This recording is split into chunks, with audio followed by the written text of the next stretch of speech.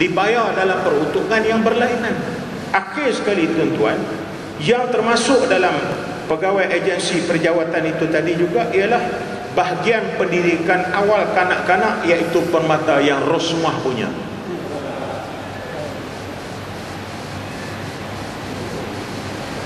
Rakyat Malaysia harus peka bagaimana boros duit rakyat kepada bukan tempat dia. Akhir sekali, yang saya pelik ni, yang saya rasa cukup terkejut, semasa 2003 perbelanjaan di Jabatan Perdana Menteri 1 bilion 554 juta. Sekarang 2009 3 bilion 792 juta, dan pada 2010 4 bilion duit rakyat, duit negara bawah habis kat Jabatan Perdana Menteri, tuan-tuan. Habis guru-guru kaki tangan dari Sabah nak bertukar ke Semenanjung tak dapat peruntukan. Shipping buat keluar duit sendiri. Ada anak 5-10 orang belajar sendiri.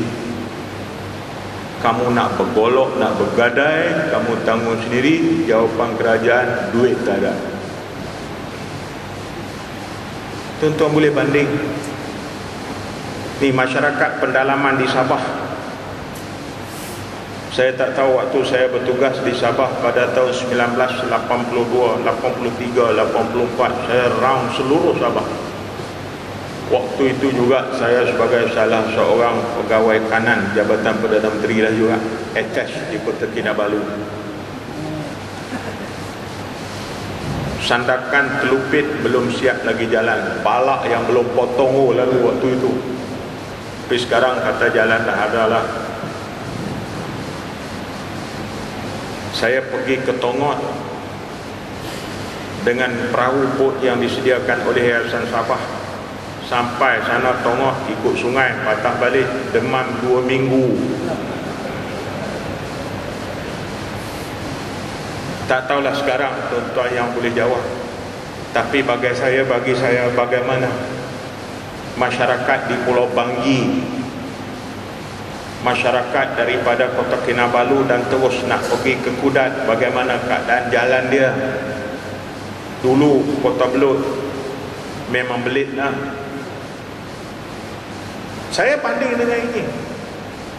Bagaimana banyaknya lagi terutama rakyat Sabah dalam keadaan yang sebegini, saya pun tak tahu. Tapi inilah yang berhormat Kalabakan senantiasa timbulkan di Parlimen, walaupun daripada Barisan Nasional.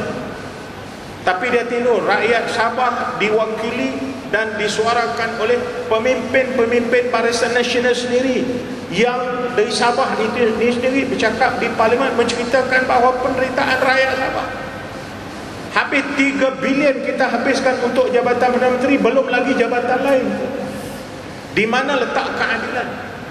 Satu tiang lampu di Putrajaya bernilai 30,000. Saya tak tahu kalau rakyat sampai sekarang tidak ada rasa mau membuat satu perubahan.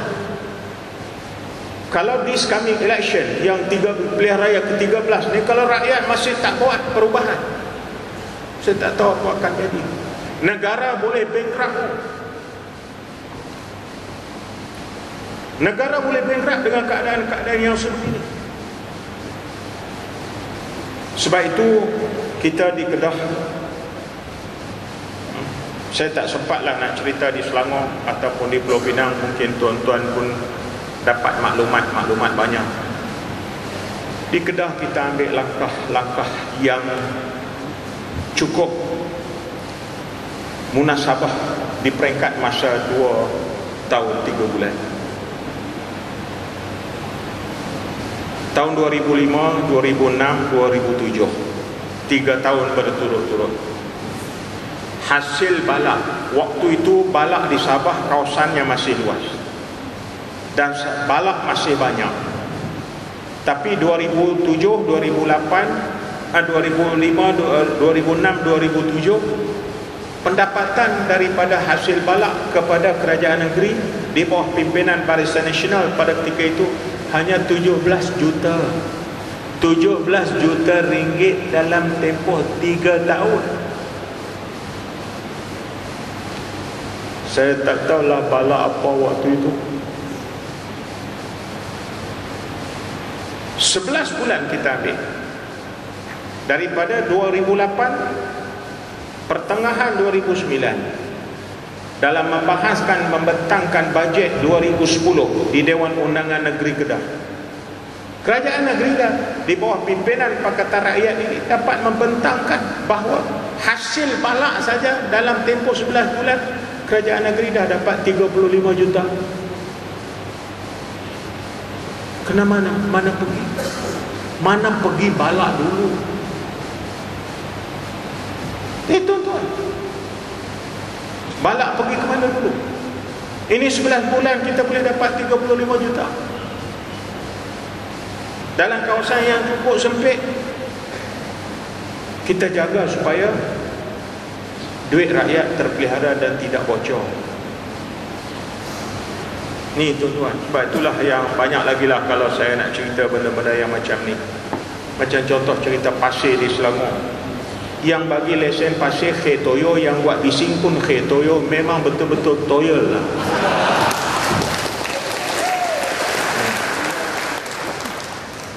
Ni minta maaf lah. Tengok dia gembor-gembor.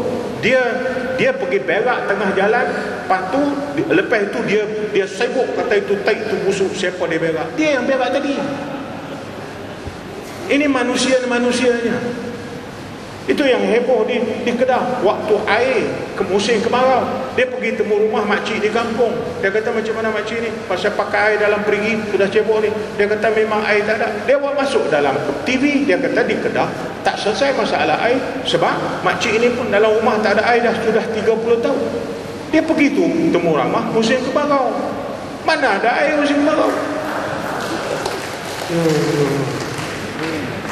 Tapi dia kuasai media, TV dia, surat khabar dia kuasai, dia boleh kelentong.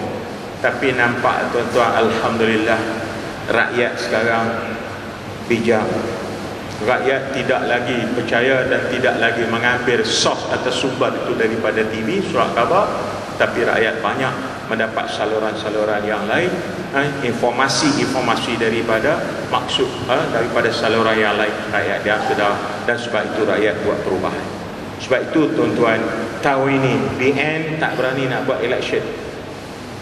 Dia tengah bincang macam mana nak buat election, sebab dia tahu dia tak akan dapat tempat banyak. Mungkin dia boleh pertahan 2-3 buah negeri saja lagi di Malaysia. Mungkin 2-3 buah negeri saja lagi yang mereka boleh bertahan akan dikuasai oleh BN. Yang lain tak. Sebab itu Melayu, dia nak menghakiskan keyakinan Melayu, dia nak menghakiskan kepercayaan orang-orang bukan Melayu, terutama sekali kepada PAS. Maka dia cuba offer, mari UMNO nak buat baik dengan PAS. Ni jangan tipu tuan-tuan. Ini dia bagi padi, dia bagi beras untuk ayam datang dekat. Habis dia mudah nak tangkap, mau sembelih.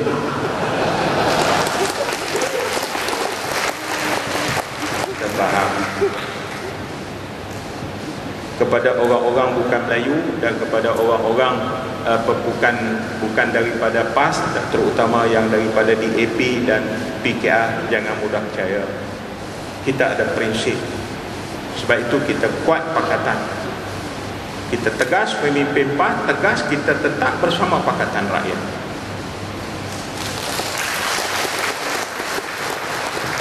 Ini yang kita. Syafi'i Abdul kata PAS parti ajaran sesat. PAS, parti ajaran sesat. Habis kamu cakap kami parti ajaran sesat, kenapa kamu nak baik? Bengong. Saya ingat tuan-tuan, masa kita pun dah 11.30, tapi bagi di Semenanjung masa 11.30 ni boleh ceramah lagi. Harapan saya bagi pihak Parti Islam Malaysia PAS kepada rakyat Sabah keseluruhannya, Marilah sama-sama kita ke hadapan bersama dengan Pakatan Rakyat ini untuk buat perubahan. Sama ada kita berbagai bangsa, kita berbagai agama, tapi yang penting kita ada prinsip. Politik kita berprinsip, hidup kita berprinsip.